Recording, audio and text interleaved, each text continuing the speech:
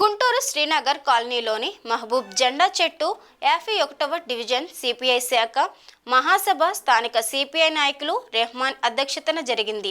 ఈ మహాసభకు సిపిఐ జిల్లా కార్యదర్శి జంగాల అజయ్ కుమార్ పాల్గొని తన ప్రసంగాన్ని కొనసాగిస్తూ భారత కమ్యూనిస్టు పార్టీ స్వతంత్రం రాకముందు 1925 డిసెంబర్ నెల 26న ఆవిర్భవించి పేద బడుగు బలహీన వర్గాల కోసం నిరంతరం పోరాటం చేసిందని అన్నారు. పార్టీ పుట్టి 100 సంవత్సరాలు నడుస్తున్నాయని, ఈ 100 సంవత్సరాలు సుదీర్ఘ ప్రయాణాల్లో అనేక పోరాటాలు నిర్వహించిన పార్టీ భారత కమ్యూనిస్టు పార్టీ అని అన్నారు. మరి శారదా ముఖర్జీ గారు అప్పుడు మహారాష్ట్ర గవర్నర్గా ఉంటాం. అక్కడ మహారాష్ట్ర ప్రభుత్వం అట్లాగే ఆంధ్ర రాష్ట్ర ప్రభుత్వం నిధులతోటి శారదా కాలనీని మరి 32 లైన్లుగా 1200 ఇళ్లతోటి దాన్ని నిర్మించారు. నిర్మించిన కాడి నుంచి కూడా సిపిఐగా ఆ ప్రాంత అభివృద్ధి కోసం మనం మాట్లాడుతూనే ఉన్నాం, పోట్లాడుతూనే ఉన్నాం. దాని ఫలితంగా మరి ఆ రోడ్లన్నీ కూడా ఇప్పుడు కూడా చూస్తే ఆ ప్రాంతం అంతా కూడా చెట్లు సిపిఐ వేసిన చెట్లుగానే ఆ ప్రాంత ప్రజలు చెప్తారు. వీటన్నిటితో పాటు మరి పోస్ట్ ఆఫీసు అక్కడ నిర్మించాలని, అట్లాగే ఆ ప్రాంతంలో పోస్ట్ ఆఫీస్ కూడా తేగలిగాం.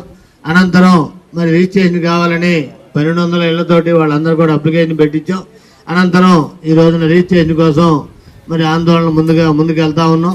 మొన్న పోయిన సోమవారం ముప్పాల నాగేశ్వర గారు కూడా మరి అగ్రిగోల్డ్ ఆస్తులకు సంబంధించి chief commissioner of labour administration సంబంధించి ఎవరైతే మన కలెక్టర్గా గతంలో పనిచేశారో జయలక్ష్మి గారు వారి దృష్టి కూడా తీసుకెళ్ళాం.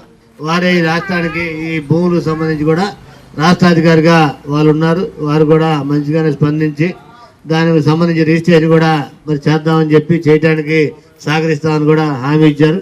ఆ రకంగా మరి కమ్యూనిస్ట్ పార్టీగా మరి అక్కడ అట్లాగే మరి సంజీవ్ నగర్ ఎంగళనగర్ సంబంధించి కూడా మరి మన కౌన్సిలర్లుగా రమణయ్య గారు అట్లాగే కృష్ణ గారు ఉన్న పరిస్థితుల్లోనే అవన్నీ కూడా మరి రోడ్లు ఆ రోజు ఉన్న పరిస్థితులు తార్ రోడ్లన్నీ కూడా వేయడం జరిగింది. అట్లాగే ఈ వెల్ఫేర్ సెంటర్ సంబంధించి కూడా మరి వల్లి గారు కూడా మరి అన్ని విషయాలు చెప్పారు. 14 ఎకరాల 80 సెంట్లు ఉంటాం. దాన్ని 10 సంవత్సరాల పాటు సుమారు మరి మన సిపిఐ పోరాట ఫలితంగా మరి మంత్రి గారు అచ్చెన్నాయుడు గారు ఆ రోజు తెలుగుదేశం ప్రభుత్వంలో అధికారులు ఉన్నాడు. వారిని కలిసి అట్లాగే లేబర్ డిపార్ట్మెంటే కాకుండా అన్ని విభాగాలకు సంబంధించి కూడా అధికారులను కలవటం వల్ల అనుకోకుండా మరి అక్కడ ఉన్నటువంటి అచ్చెన్నాయుడు గారు కార్మిక మంత్రిగా మారి పితాని సత్యనారాయణ గారు మరి ఆయన మినిస్టర్గా రావటం, వచ్చిన తర్వాత ఈ స్థలం అంతా కూడా వెల్ఫేర్ సెంటర్ అంతా కూడా స్థలాన్ని పరిశీలించడం జరిగింది. అనుకోకుండా మరి ఇక్కడ ఉన్న డొంక రోడ్లో శ్రీ హాస్పిటల్ శంకుస్థాపనకి చంద్రబాబు నాయుడు గారు రావటం, అది ఆ సంవత్సరంతో కూడా వారి పాలన చివరికి రావటం. ఈ మధ్యలో మరి కలెక్టర్గా ఉన్నటువంటి సురేష్ గారు మరి దానికి సంబంధించి జనరల్ హాస్పిటల్ తాకిడి పెరుగుతూ ఉంది, ఆసుపత్రి స్థలం కావాలని చెప్పిన పరిస్థితులు 6 ఎకరాలు ఇక్కడ స్థలాన్ని కేటాయించారు. ఆ కేటాయించిన తర్వాత మనం అప్పుడు దాకా కూడా వాకింగ్ ట్రాక్ ఏర్పాటు చేయాలని ఈ ప్రాంతం అంతా కూడా ఇక్కడ మహబూబ్ నగర్ అట్లాగే డొంక రోడ్డు, బొంగరాళ్ళబీడు, శారదా కాలనీ, వసంతరాయపురం ఈ అన్ని ప్రాంతాల్లో కూడా సంతకాల సేకరణ చేసి ఈ ప్రాంతంలో మరి వాస్తవంగా అడవిలాగా ఈ 15 ఎకరాలు ఉంటే లోపల బిల్డింగ్ కనపడేది కాదు. అప్పుడు దాంట్లో 3 అడ్డాడు మటలు జరిగినాయి, ఒకళ్ళు కూడా చనిపోవడం జరిగింది. ఆ రోజునే సిపిఐగా దీన్ని బాగు చేయడానికి మరి ఆ రోజు కంకణం కట్టాం. ఫలితంగా మరి 6 ఎకరాలు మరి ఆయన చెప్పాడు, దాన్ని చెప్పిన దానికి మరి ప్రభుత్వం మారిపోవడం వల్ల చంద్రబాబు నాయుడు గారు ఆ పని ముందుకెళ్ళడం పరిస్థితి, వైసీపీ మరి అధికారులకు రావటం.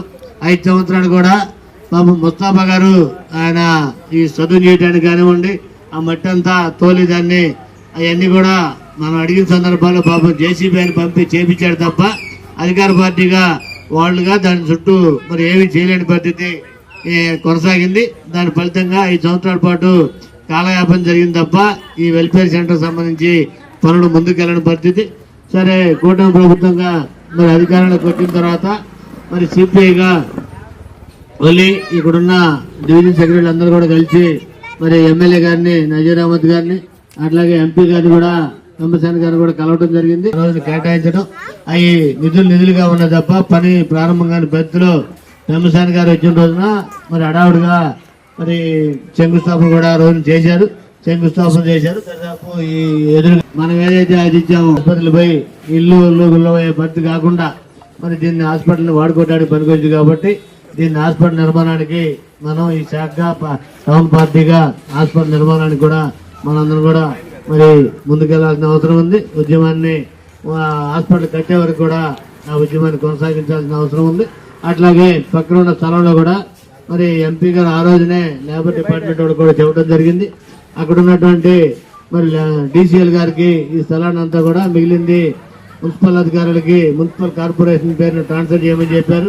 ట్రాన్స్ఫర్ చేసిన తర్వాత మున్సిపల్ కమిషనర్ గారితో కూడా ఈ హాస్పిటల్ ఇదంతా కూడా ట్రాన్స్ఫర్ చేసుకొని మరి ఇక్కడ పార్కు అధునాతన పరిస్థితుల్లో పార్కు దాంట్లో వాకింగ్ ట్రాక్ మరి చేయమని కూడా అవసరమైతే నిధులు చాలకపోతే డోనర్లు పిలిచి చేయమని చెప్పి మరి పులి శ్రీనివాసరావు గారికి తమ్మసేన గారు చెప్పడం జరిగింది. ఆ రకంగా జరిగింది. అనంతరం మనం కూడా వెళ్ళి డీసీఎల్ గారితో కూడా మాట్లాడేచ్చాం. దానికి సంబంధించి ఫైల్ పంపిస్తామని చెప్పారు. ఏదైనప్పుడు కూడా ఇక్కడ మరి ఈ వెల్ఫేర్ సెంటర్లో మిగిలిన స్థలంలో వాకింగ్ ట్రాక్ ఏర్పాటు చేసేవారు కూడా మన శాఖగా మనం పోరాటాన్ని కొనసాగించాల్సిన అవసరం ఉంది.